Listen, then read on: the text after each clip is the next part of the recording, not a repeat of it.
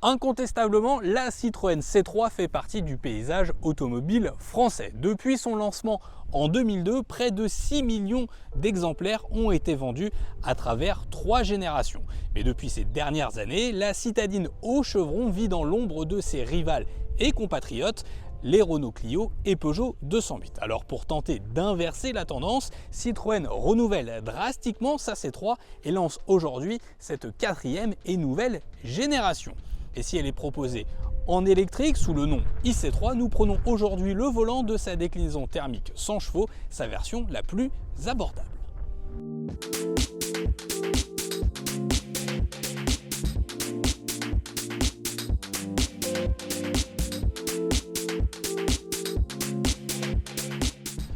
Avant même de prendre le volant, commençons par observer les différences stylistiques opérées par Citroën sur cette nouvelle C3. Et bien, de l'extérieur, fini les rondeurs de sa devancière. Aujourd'hui, Citroën fait le choix de verticalité. On a presque un look de mini SUV sur cette voiture, avec une face avant qui rappelle quelque peu le concept Oli présenté à l'automne 2022. Alors, la verticalité, elle se ressent de manière générale sur l'ensemble. On a également un capot allongé et puis puisque nous sommes sur la face avant, notons également cette nouvelle signature lumineuse où nous avons désormais des optiques d'un seul tenant en forme de C.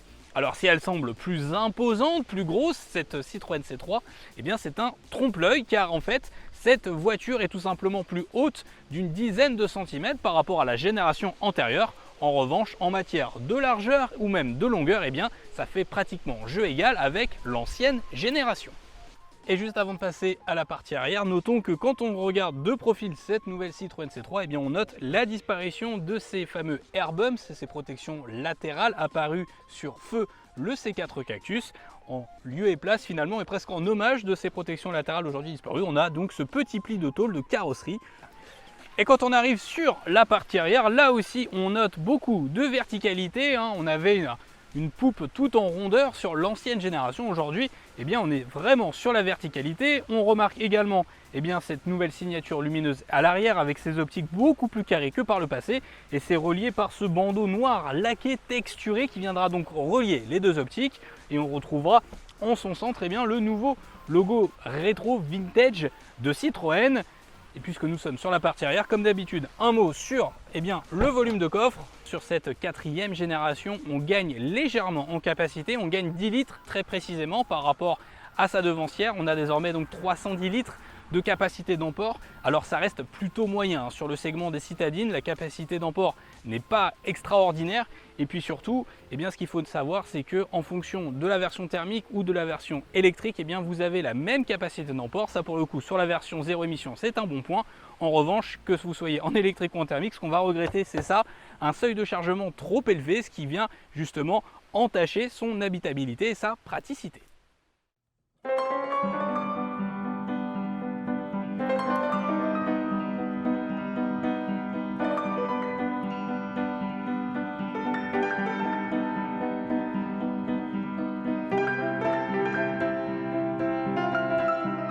À bord, les changements sont comme à l'extérieur, c'est-à-dire majeurs et pour cause, on a un habitacle qui n'a strictement rien à voir avec la 3e génération de cette Citroën C3. En effet, exit les compteurs analogiques, on a désormais une instrumentation entièrement numérique qui est positionnée un petit peu en hauteur, presque comme un affichage tête haute.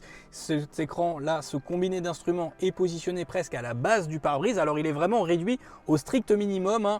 On a clairement uniquement l'indication de vitesse, on a la jauge à essence sur le côté gauche et puis c'est tout. Quelques informations aussi à faire défiler sur la partie droite, mais c'est vraiment très petit, très minime. Mais bon, pour le coup, c'est très bien intégré, très lisible. Et puis à contrario du iCockpit de chez Peugeot, au moins le volant ne viendra pas entacher la lisibilité du combiné d'instruments.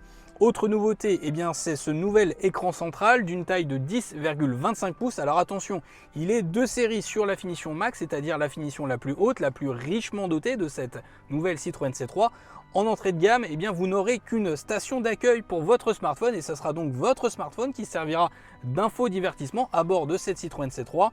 À noter en revanche que cet écran offre une connectivité Apple CarPlay et Android Auto sans fil. Autre nouveauté, eh ben, on va retrouver ces commandes de climatisation et de ventilation physique. Ça, c'est un vrai bon point puisque, souvenez-vous, sur l'ancienne génération, tout se réglait, se contrôlait via l'écran central, ce qui n'allait pas dans le sens de l'ergonomie, de la praticité. Là, on revient à ces boutons physiques et c'est vraiment un bon point, je trouve. Enfin, la qualité de matériaux, de finition, même sur cette finition haute, est un petit peu décevante. Pourquoi? Eh bien tout simplement parce qu'on n'a pas une véritable évolution, une montée en gamme sur ce point précis. C'est dommage de la part de Citroën. Et puis après, pour le reste, eh bien, on va retrouver quand même pas mal de rangements assez profonds dans les contreportes, un chargeur à induction ici au niveau de la console centrale, deux petits porte-gobelets. Voilà, c'est vraiment le minimum syndical dans les standards aujourd'hui de ce qui se fait sur le marché. Mais bon, c'est une auto dans laquelle on s'y sent bien. Et enfin, je terminerai avec la position de conduite, puisque compte tenu de ces 9 cm supplémentaires en hauteur, on a une position de conduite qui a été surélevée par rapport à sa devancière. Et puis notez également ce tout petit volant, et oui, qui n'est pas sans rappeler la cousine au lion, un petit volant beaucoup plus ergonomique. Après, on aime ou on déteste, en tout cas Citroën a fait ce parti pris. Et enfin, terminons comme d'habitude avec un mot aux places arrière où là, clairement, on va sentir les 9 cm supplémentaires en hauteur. Pourquoi? Eh bien parce qu'on a une garde de toit qui a été complètement rehaussée, donc on s'y sent très bien, on est très bien assis.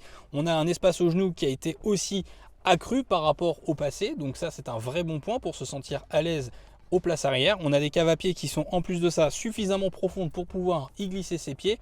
Et puis enfin, même la place centrale demeure parmi l'une des plus larges, des plus généreuses du segment. Et donc ça, c'est un vrai bon point, même si là encore, voyager à 3 adultes derrière demeurera assez compliqué, donc pas vraiment fait pour les longs voyages.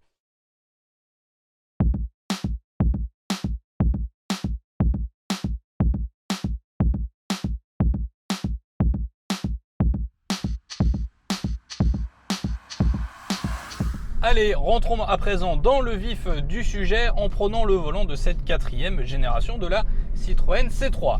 Eh bien, commençons par la motorisation. Et il faut savoir que pour cette 4e génération, eh bien, nous n'avons plus de diesel au catalogue. La citadine au chevron fait confiance à de l'essence ou à du 100% électrique. Et à noter que plus tard, en 2024, la C3 optera également pour une motorisation hybride simple 48 volts. Sous le capot, nous avons aujourd'hui la version essence équipée du bloc 3 cylindres 1,2 litre PureTech, un moteur tristement connu pour ses problèmes de fiabilité, mais pour pallier à cela, Citroën annonce avoir remplacé la courroie de distribution qui avait causé tant de soucis à ce bloc 3 cylindres par une chaîne pour davantage, pour citer Citroën, de fiabilité. Alors, avec 100 chevaux sous le capot, on a la Citroën C3 4e génération, la moins puissante au catalogue, pour cause, puisque les versions électriques offrent quant à elles 113 chevaux, alors que la version hybride simple qui arrivera plus tard offrira davantage de couple, davantage de motricité grâce à son moteur électrique supplémentaire qui, le cas échéant, en cas de forte accélération, offrira jusqu'à 12 chevaux supplémentaires. Maintenant, si on s'intéresse un petit peu à l'agrément moteur de ce PureTech 1,2 litre 100 chevaux, même si on a 10 chevaux de moins que par le passé, car oui, pour le rappel, la Citroën C3 offrait jusqu'à présent 110 chevaux avec ce bloc 1,2 litre PureTech, on a une auto qui se montre assez vaillante. Alors, toute proportion gardée, là encore, on a une plage d'utilisation qui est assez bas dans les tours, quelque part c'est aussi en adéquation avec un produit comme une citadine, mais la motorisation se montre assez riche, assez valorisante. Il faut savoir qu'on bénéficie quand même de 205 Nm de couple, donc clairement pour un usage purement citadin, ce pourquoi cette Citroën C3 est conçue, ça fera largement l'affaire. Il faut également se souvenir du fait qu'on a aussi une boîte manuelle à 6 rapports qui est obligatoirement couplée à cette motorisation essence 1,2 litre, une boîte manuelle à 6 rapports qui est bien étagée, qui se montre là aussi très agréable à l'usage. Alors après, le seul point négatif finalement de cette motorisation essence, ce sont les vibrations et le bruit du moteur. Alors ça va surtout se sentir en ville. Quelque part, c'est un petit peu dommage dans le sens où, encore une fois, la ville reste le terrain de jeu favori d'une citadine comme cette C3. Et puis ensuite, en matière d'agrément pur, les relances se font de manière un peu poussive. Il ne faudra pas hésiter parfois à utiliser de la boîte de vitesse pour tomber un rapport et avoir vraiment une relance et un couple moteur beaucoup plus disponible. Un mot sur la consommation à présent, il faut savoir que Citroën annonce 5,6 litres en cycle mixte WLTP en matière de consommation. Nous, dans le cadre de notre essai, on n'a pas eu le temps vraiment de prendre vraiment la température de tout ça. Notre tableau de bord affiche une consommation moyenne de 6,3 litres au 100 km, mais on n'a vraiment pas eu toutes les typologies de route, donc c'est assez difficile de se faire une idée là-dessus. Comme d'habitude, un passage par Labo d'Auto Plus, le cas échéant, permettra de déterminer avec davantage de précision la consommation réelle de cette Citroën C3 quatrième du nom, mais la consommation reste assez basse, assez maîtrisée. Là encore, le fait de jouer de la boîte de vitesse manuelle permettra de limiter au maximum la consommation de carburant. Vous avez un peu plus de 40 litres de réservoir de carburant avec cette nouvelle Citroën C3, ce qui permet globalement d'approcher facilement les 650-700 km d'autonomie, même en ayant une conduite un petit peu sportive. Mais en l'occurrence, pour encore une fois une citadine, là où en ville on va consommer plus volontiers de l'essence, c'est vrai que la consommation reste relativement maîtrisée sur cette Citroën C3. Allez, à présent un mot sur le confort. Il faut savoir que depuis toujours, Citroën a toujours mis l'accent sur justement ce point précis pour concevoir ses voitures. Et il est vrai que cette Citroën C3 ne déroge pas à la règle. On profite de séries des suspensions Advance Comfort, des suspensions à double butée hydraulique, des suspensions exclusives de la marque au chevron.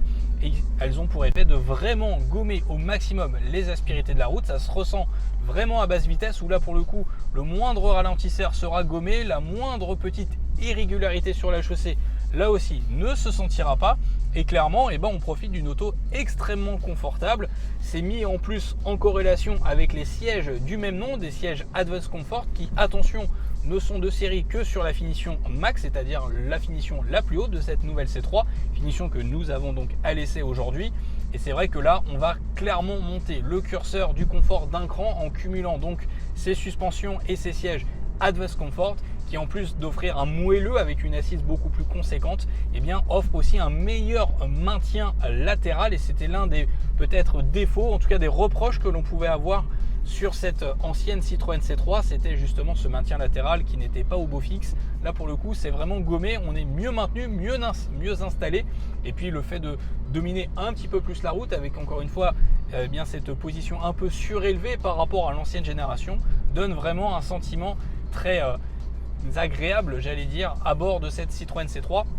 L'insonorisation aussi est assez bonne, je trouve. Alors encore une fois, il y a bien mieux sur le marché clairement, et puis les vibrations et le bruit du PureTech 1,2 litre se font entendre dans l'habitacle, et même en ville forcément on l'entend. À haute vitesse sur autoroute, là aussi le bruit, l'insonorisation n'est pas parfaite, c'est perfectible, mais encore une fois, toute proportion gardée, c'est pas rédhibitoire non plus. Et puis pour clôturer sur le confort, même les jantes optionnelles, même ces jantes de 17 pouces de notre modèle d'essai ne viennent pas entacher le confort de l'ensemble. Là aussi, on remerciera une nouvelle fois le travail des suspensions Advance Comfort. Allez, parlons de la tenue de route. À présent, il faut savoir qu'avec les suspensions Advance Comfort, on avait, en tout cas j'avais le sentiment que ça pouvait être préjudiciable à la tenue de route. Et c'est vrai qu'en évoluant sur des petites routes ici en Autriche dans le cadre de notre essai, on s'est rendu compte que l'auto quand même maintenait le cap. On avait vraiment très peu de roulis et une prise de tangage assez limitée. Alors encore une fois, c'est vrai que on n'a pas non plus une auto sportive. Là pour le coup, dans l'univers Stellantis, un véhicule siglé Peugeot offrira davantage de tenue de route, un dynamisme un peu plus accru, on va dire. Mais sur cette Citroën, malgré un accent mis davantage sur le confort au détriment du coup de la tenue de route, l'auto se montre assez saine. On a une remontée d'informations dans la direction qui est très bonne pour une citadine, et pour une citadine Citroën de surcroît. Et ajouter à ça en plus une facilité pour manœuvrer cette voiture qui, compte tenu de son gabarit très compact, à peine 4 mètres de long, on arrive vraiment à la manœuvrer en toute facilité. Le rayon de braquage est très très bon. Citroën annonce 10,6 mètres sur ce point très précis, donc elle reste facile à manœuvrer cette nouvelle Citroën C3. Finalement, sur le plan de la tenue de route, c'est pas si mal pour une Citroën.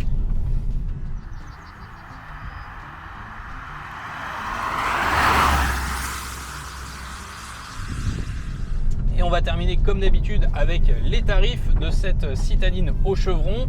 Il faut savoir qu'en entrée de gamme avec la finition U, cette Citroën C3 ne demande que 14 990 €. C'est vraiment dérisoire sur le marché des citadines. Alors attention, ce n'est vraiment qu'avec la version d'entrée de gamme, mais on ne saurait vous conseiller de vous orienter vers cette finition max plus richement dotée, avec en plus un design beaucoup plus valorisant avec la peinture bicolore comme notre modèle d'essai. Mais forcément, pour bénéficier de toute l'armada d'équipement de cette nouvelle Citroën C3, la finition max demande une enveloppe budgétaire un peu plus conséquente, mais attention, ça reste très bien placé puisque la finition max ne demande que 19 200 €. Donc clairement sur le segment des citadines, cette Citroën C3 offre des tarifs très bien placés, très agressifs. Ça, c'est dû en grande partie finalement à la simplification de la gamme, puisqu'on n'a plus que 2 niveaux de finition aujourd'hui sur cette C3.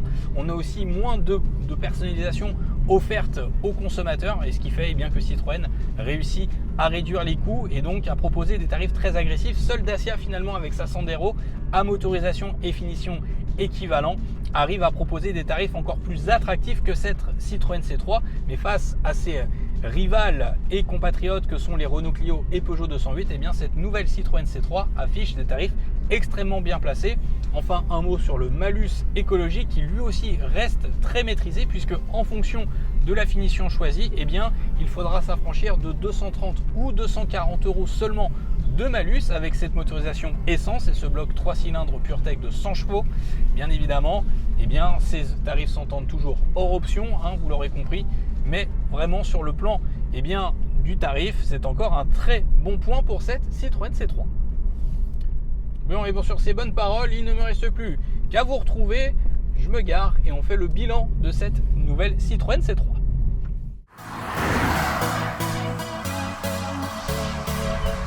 Bon, à l'issue de cet essai sur les routes autrichiennes, que retenir de cette nouvelle Citroën C3 ? Clairement, elle garde l'ADN qui a fait le charme de cette voiture, à savoir son confort. Avec ses suspensions et ses sièges Advance Comfort, on roule vraiment sur un tapis volant, aucune aspérité de la route n'est ressentie. En revanche, on va regretter peut-être dans cette version 100% thermique de 100 chevaux un manque d'agrément moteur, avec un moteur un petit peu poussif et puis un freinage perfectible, le tout avec un peu de vibration et de bruit moteur. Mais clairement, compte tenu des tarifs très attractifs, y compris dans cette finition max proposée sous la barre des 20 000 €, malus compris, Citroën frappe très fort, et avec son look de mini SUV, il y a fort à parier que cette voiture va trouver son public sur le segment des citadines. Quant à moi, il ne me reste plus qu'à vous remercier d'avoir regardé cette vidéo. Comme d'habitude, je vous invite, si ce n'est pas déjà fait, à vous abonner à la chaîne, à activer toutes les notifications, et je vous dis à très bientôt. Ciao.